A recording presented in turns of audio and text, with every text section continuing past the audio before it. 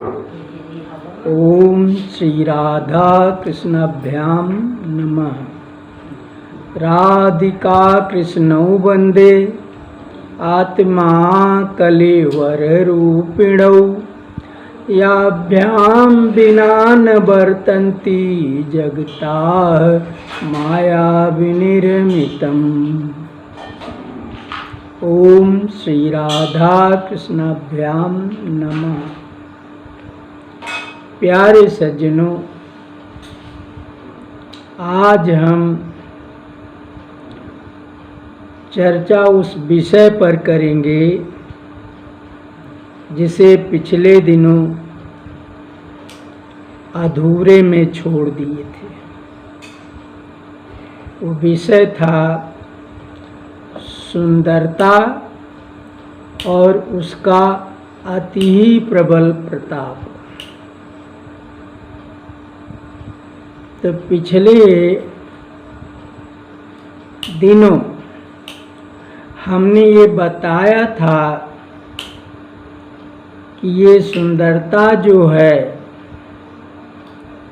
आज ही नहीं, हमेशा से अपने मोहक प्रभाव द्वारा बड़े बड़े सत्पथियों को, बड़े बड़े देवताओं को, धनुजों और मनुजों सभी को उनके सतपथ से डिगा चुकी है।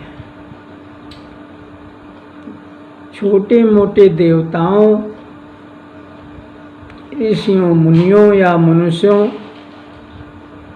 को छोड़ दीजिए, स्वयं विधाता ब्रह्मा जी या जो महादेव हैं,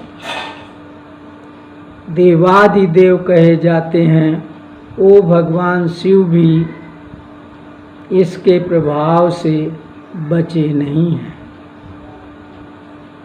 ये जो है अपने मोहक शक्ति द्वारा केवल एक अपने मायापति भगवान को छोड़ करके बाकी सब को नचा चुकी है।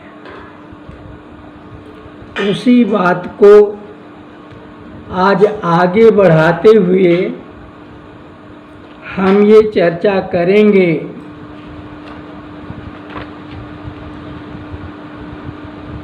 कि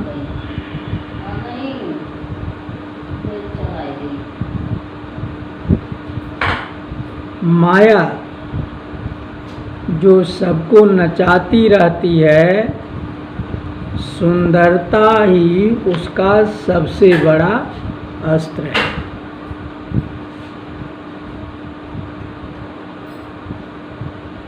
माया का जो दूसरा अस्त्र मोह है, ये लोगों का ज्ञान हरण करके उनके अंदर काम, क्रोध, लोभ, मोह, ईर्षा आदि दुर्गुणों को उत्पन्न करता है और जिसके सहारे लोग दुष्कर्म करते हैं और अपनी स्थिति से पत जाते हैं। ये जो सभी गुण हमने बताए, दुर्गुण, ये माया के दूसरे अस्त्र हैं। कुछ लोग इसको माया से अलग करके या मोह से अलग करके इन्हें अलग मनुष्य का बैरी बताते हैं और कहते हैं कि काम, क्रोध, लोभ, मोह, ईर्षा और अहंकार ये चार मानव के षड्रिपु हैं।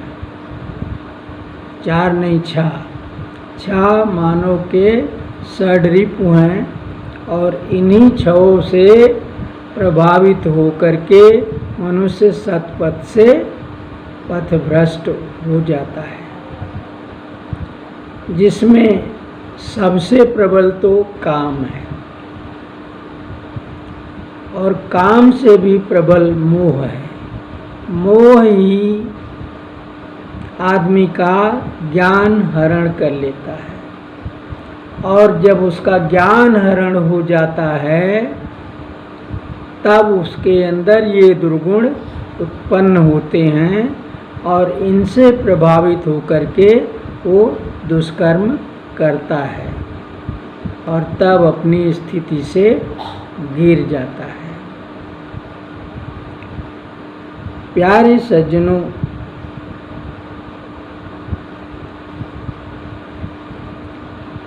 आज के युग में जैसा कि हम पीछे चर्चा कर चुके हैं कि इस कलयुग में धर्म, कर्म, सदाचार नाम की कोई वस्तुएं नहीं बची हुई है।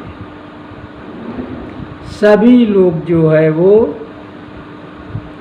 इन्हीं दुर्गुणों से प्रभावित होकर के दुराचार करते हैं, और सुंदरता उसमें महत्वपूर्ण रोल अदा करती है। देखिए ना, उदाहरण के तौर पे कि जब कोई व्यक्ति बाजार में सौदा लेने जाता है, बाजार करने जाता है, और साथ में अगर उसके कोई नवज्योति सुंदर कन्या है, तो जिस दुकान पर वो जाता है वो दुकानदार भले उससे बोले, बतियावे, पूछे, पर वो बार बार उसी लड़की की ओर निहारता रहता है। वो चाहता है कि किसी बहाने हम इससे कुछ बतिया लें। यदि वो उसकी उससे बात नहीं करती तो कम से कम कोई बात कह के वो उसे हुंकारी ही भराना चाहता है। कोई ऐसी बात कहेगा कि जिसके लिए उससे चाहेगा कि वो उसकी हाँ में हाँ मिला दे, सिर हिला दे।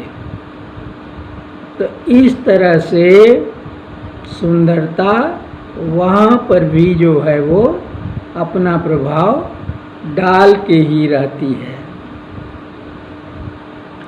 हमने अपने पढ़ाई के दौरान एक विदेशी महिला की कहानी पढ़ी थी। वो एक सोनार के यहाँ गई और उसकी एक अति सुंदर कुमारी कन्या थी जिसको साथ में ले गई।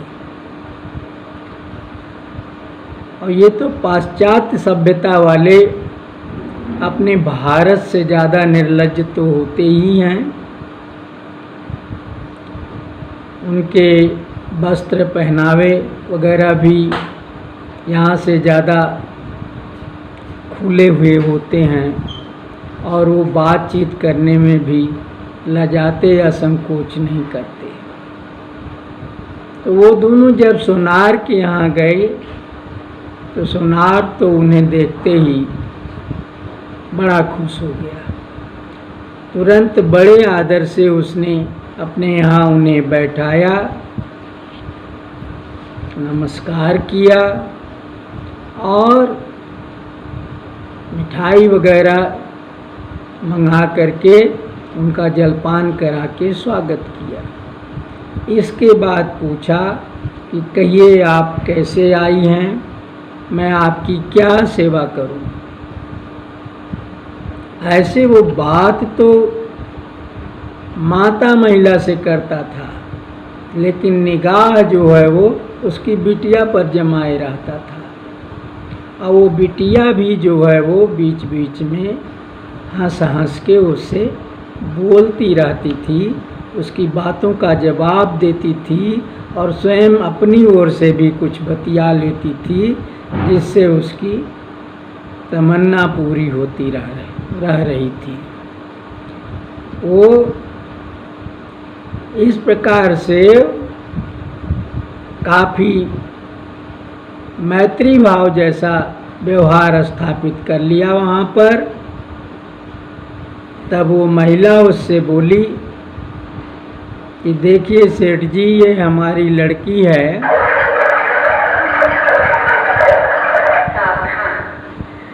इसका फला दिन जन्म दिवस है, बर्थडे, और खर्चा के लिए हमारे पास पर्याप्त धन नहीं है, सो हमारे पास कुछ पुराने गहने हैं जो यूज़ में नहीं हैं, इसलिए उन्हें हम आपके पास बेचने लाई हैं।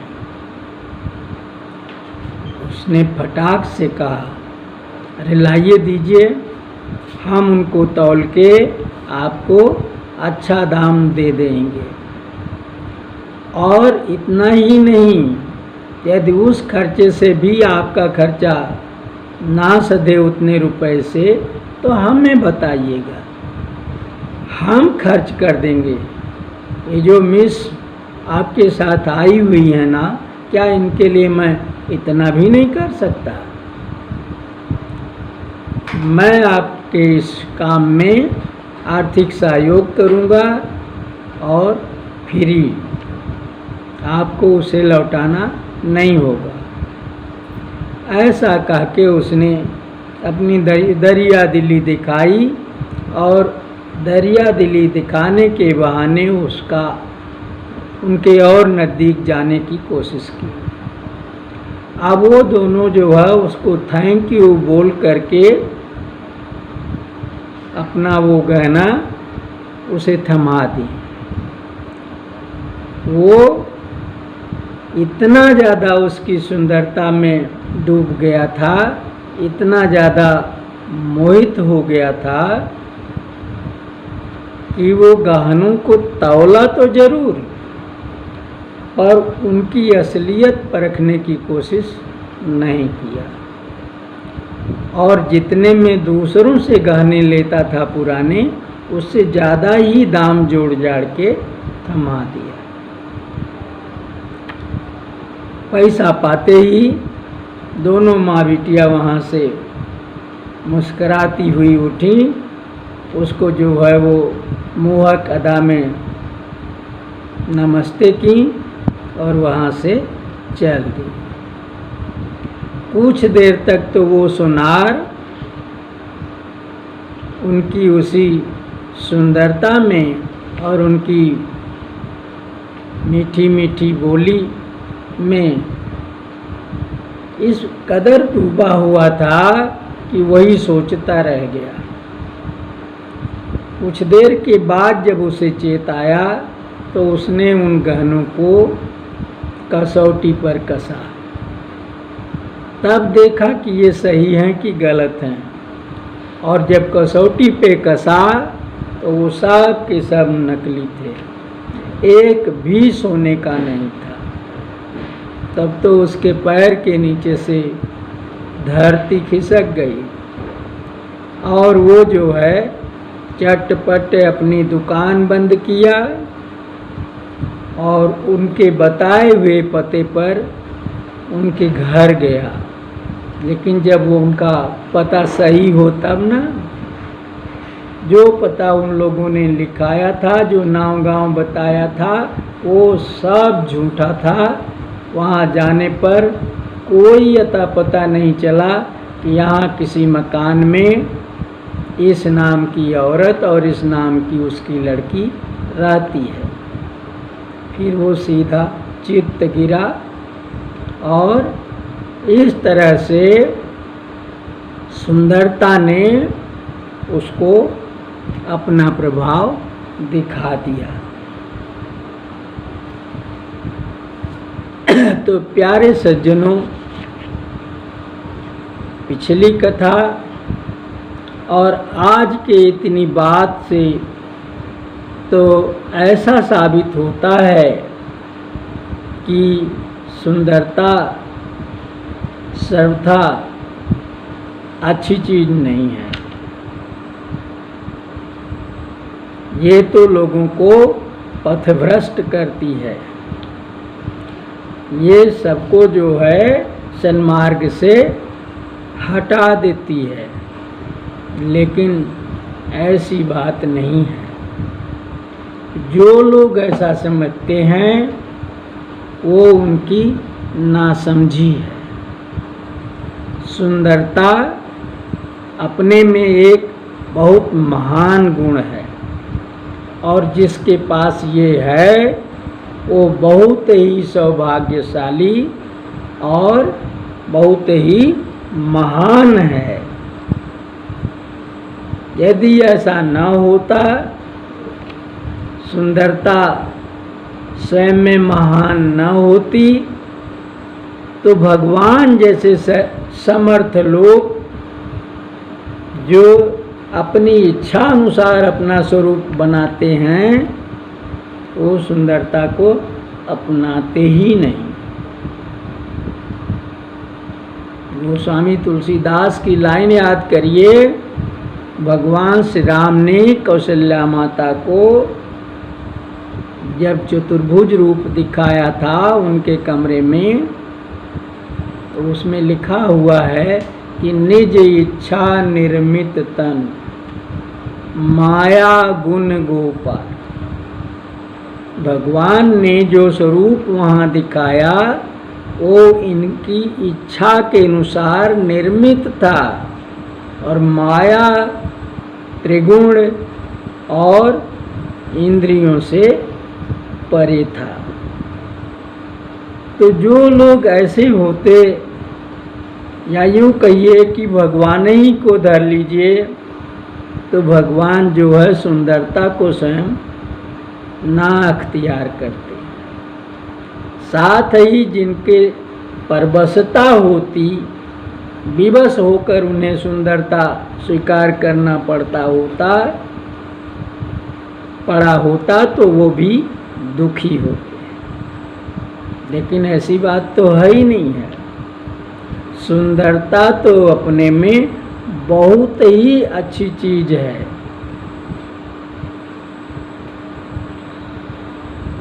यही कारण है कि जो जितना ज़्यादा श्रेष्ठ और महान है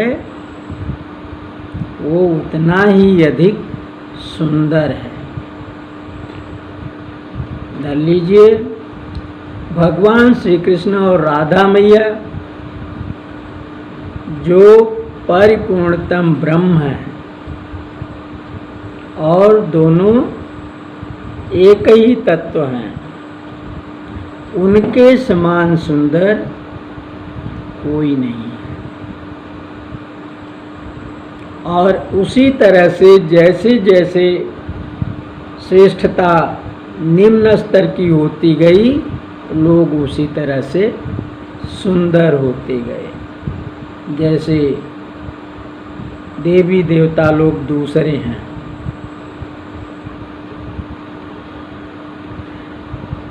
गीता में भगवान श्री कृष्ण ने अर्जुन से अपनी विभूतियां गिनाते समय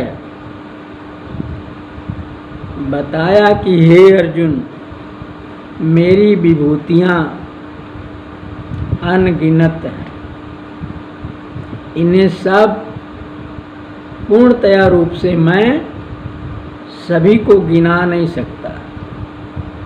इसलिए तुम एक सूत्र याद कर लो, फार्मूला। वो फार्मूला क्या कि जो भी वस्तु कांतिमान, शक्तिमान और ऐश्वर्यवान हो, उसे मेरे तेज से संयुक्त समझो। कहने का मतलब कि वो मेरी विभूति होगी। तो जब इस तरह से भगवान ने बताया, तो जो आदमी चाहे स्त्री चाहे पुरुष जितना ही अधिक सुंदर है, उतना ही उसमें अधिक मोहक शक्ति है और वो देखने वालों का हृदय जीत लेता है, आकर्षित कर लेता है, उन्हें मोह लेता है और कुछ एक को छोड़ करके शेष को ऐसा नचाता है, ऐसा नचाता है कि मानो वो बाजीगर के हाथ की कठपुतरी हो। और नचाता ही नहीं, जो चाहता है वो भी करवा लेता है। तो ये क्या है? ये सुंदरता में शक्ति है, मोहक शक्ति। और ये मोहक शक्ति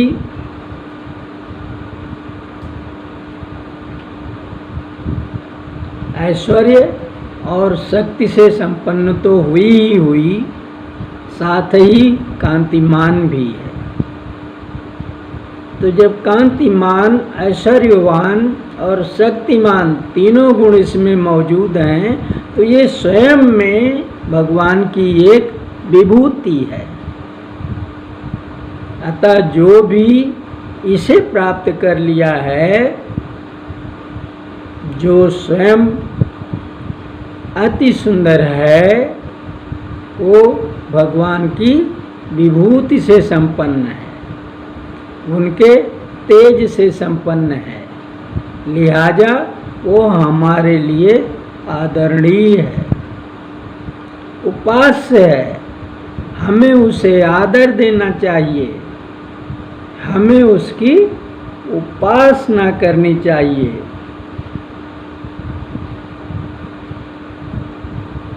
कहने का तात्पर्य ये कि सुंदरता युक्त व्यक्ति को, चाहे वो स्त्री हो चाहे पुरुष, उसे देख करके हमें प्रसन्नता का अनुभव करना चाहिए, आनंद का अनुभव करना चाहिए। हमें उसे आदर देना चाहिए, सहयोग देना चाहिए। ये भाव हमारे अंदर होने चाहिए और यही हमारा कर्म उसके साथ होना चाहिए। यदि ऐसा हम करते हैं तो बड़ी अच्छी बात है, लेकिन यदि हम ऐसा न करके अपने अंदर उसके प्रति बुरी भावना, बुरा विचार लाते हैं और उस बुरी भावना को कार्यान्वित करने के लिए सक्रिय हो जाते हैं, तब हम बुरा करते हैं। हम जो है वो तभी अपने सत्पथ से गिरते हैं, नहीं तो हम सत्पथ से ना गिरें। हम अपने मार्ग पे जैसा कि चाह रहे थे, जैसा चाह के उस अनुष्ठान को शुरू किया है, उस पर अनवरत चलते रहेंगे। तो प्यारे सज्जनों, इस प्रकार से ये सुंदरता का महत्व हुआ, ये भगवान की विभूति हुई, ये भगवान का वरदान है। जिसको मिली है वो आदरणीय है।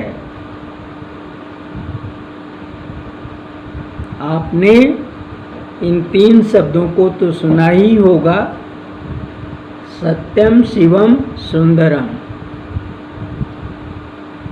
इनका मतलब होता है कि जो कोई वस्तु सत्य हो, शिव हो और सुंदर भी हो, तभी वो अपने में पूर्ण कही जाएगी। अगर वो सत्य है, शिव है, लेकिन सुंदर नहीं है तो पूर्ण नहीं कही जाएगी। और अगर वो सत्य है, सुंदर है, शिव नहीं है तो भी पूर्ण नहीं कही जाएगी। उदाहरण के तौर पे ले लीजिए, ये हमारी मानव शरीर है। इसमें सत्य क्या है? सत्य ये है कि ये हाड़ मांस मज्जा का विनिर्मित ढांचा है।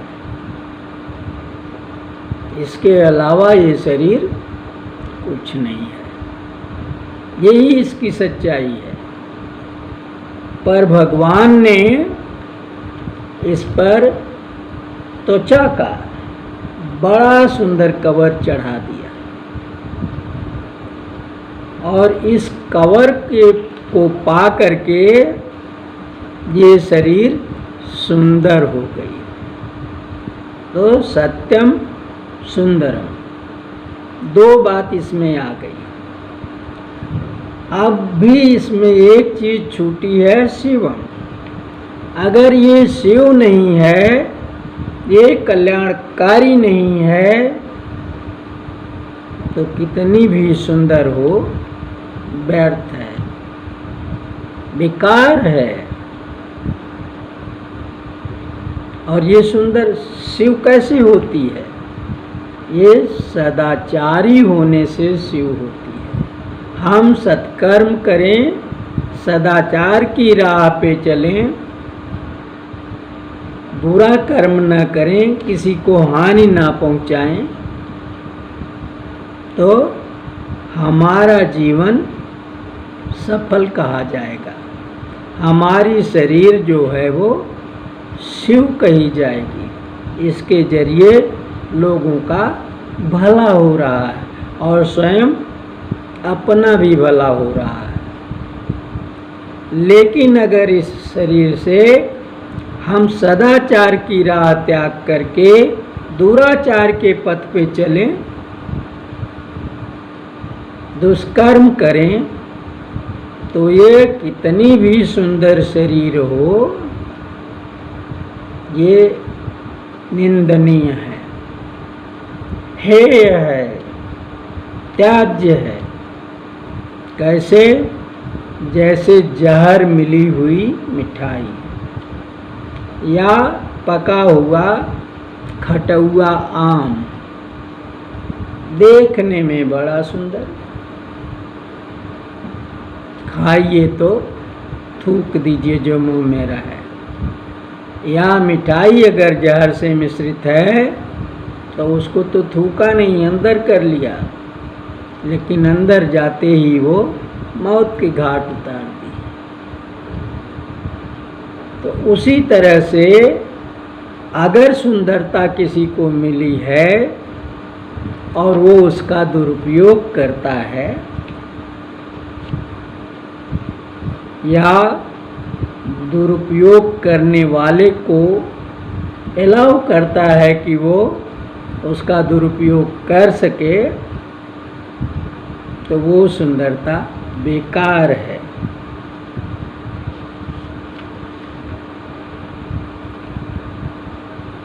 सदुपयोग करके ही हम अपना जीवन धन्य कर सकते हैं, हम लोकप्रिय बन सकते हैं, हम भगवान के प्रिय बन सकते हैं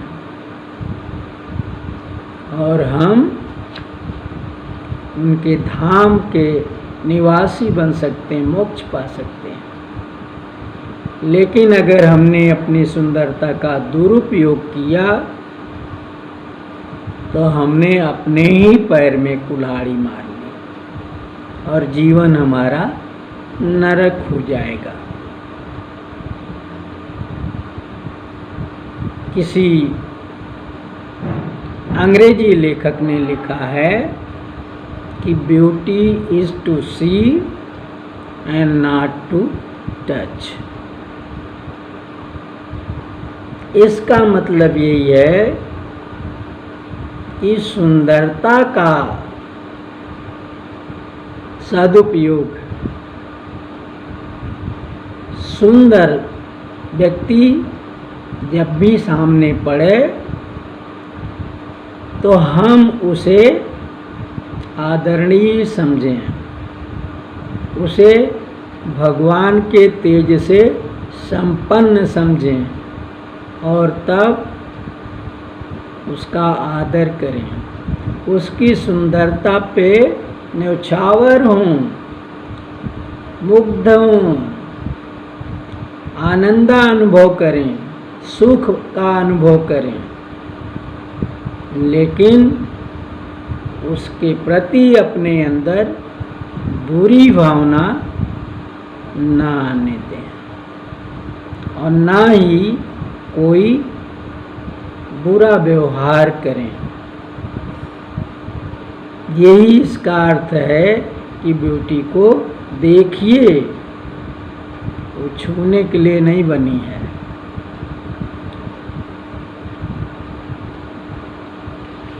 तो प्यारे सज्जनों, हम मनुष्य होने के नाते स्वभाव से सुंदरतोपासक हैं, सुंदरता की उपासना करते हैं। सुंदरता को देख करके हम मोहित से हो जाते हैं, उसे अधिक से अधिक देखने की इच्छा रखते हैं। उसका हमारे जीवन में जगह जगह पर प्रयोग है और हम उसको ग्रहणशील अवस्था में देखना चाहते हैं। उदाहरण के तौर पे हम अपने शरीर को ही वस्त्र और आभूषण से सजाते हैं। किस लिए सजाते हैं? सुंदर बनाने के लिए। हम अपनी हर वस्तु को सुंदर बनाने की कोशिश करते हैं। हमारे घर का जो कमरा है वो बढ़िया से लीपा पुतार, फर्स्ट क्लास का रंग, चमकदार और स्वच्छ हो। उसमें जितनी वस्तुएं होती हैं उनको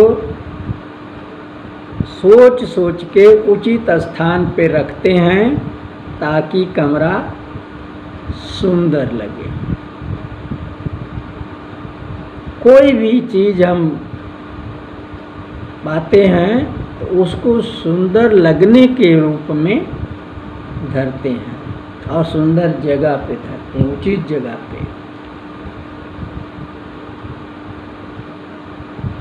अधिक जब हम नाव के यहाँ बार बनवाने जाते हैं तो उससे कहते हैं कि हमारी कटिंग ऐसी करो कि हमारा चेहरा देखने में सुंदर लगे। जब उसकी खत और साइड बन जाती है तो खोपड़ी सुंदर लगने लगती है। तो इस तरह से ये भगवान के वरदान को खराब नहीं समझना चाहिए। जैसा कि मैंने बताया कि पिछली बातों को सोच करके ये नहीं सोचना चाहिए कि सुंदरता एक बला है। अरे सुंदरता बला नहीं है, वरदान है। मिली है तो बड़ा भारी सौभाग्य है। लेकिन सज्जनों, इस सुंदरता के फेर में पड़ करके हमें अपना सतपथ नहीं त्यागना चाहिए। हमारा जो धर्म कर्म है उसे हमें निरंतर समुचित रूप से करते रहना चाहिए। वैसे तो इस सुंदरता ने जब बड़े बड़ों को नचा दिया है तो हमारी आपकी बसात ही क्या है। लेकिन इसके बावजूद भी इस भावना को अवश्यंभावी ना समझ करके हमें अपने कर्म करने चाहिए,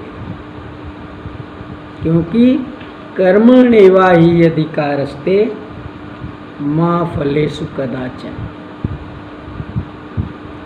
हम अपने धर्म पथ पर नित्य चलने का जब अभ्यास करते रहेंगे तो वह अभ्यास हमको उस पथ से डिगने नहीं देगा। बहुत कुछ अंश तक ये संभव है कि हम सुरक्षित बच जाएं, पर हमें अपने इस कर्म में भगवत कृपा की जरूरत होगी। बिना भगवान की इच्छा के, बिना दैव की कृपा के कोई भी कर्म नहीं होता है, सफल नहीं होता है। और इस पर हम एक बार चर्चा कर चुके हैं। तो इसलिए हमें भगवान को कदापि भूलना नहीं चाहिए। उन्हें दिमाग में रखते हुए, उन पर भरोसा करते हुए अपने सत्पथ पर चलने का जब हम अभ्यास करते रहेंगे तो हो सकता है माया के इस महाअस्त्र से बच जाएं। प्यारे सज्जनों, इस प्रकार हमारा ये जो अधूरा छूटा हुआ विषय था वो आज पूरा हो गया। इसलिए हम अब अपनी चर्चा को यहीं विराम देते हैं। जय श्री राधे। राधे राधे।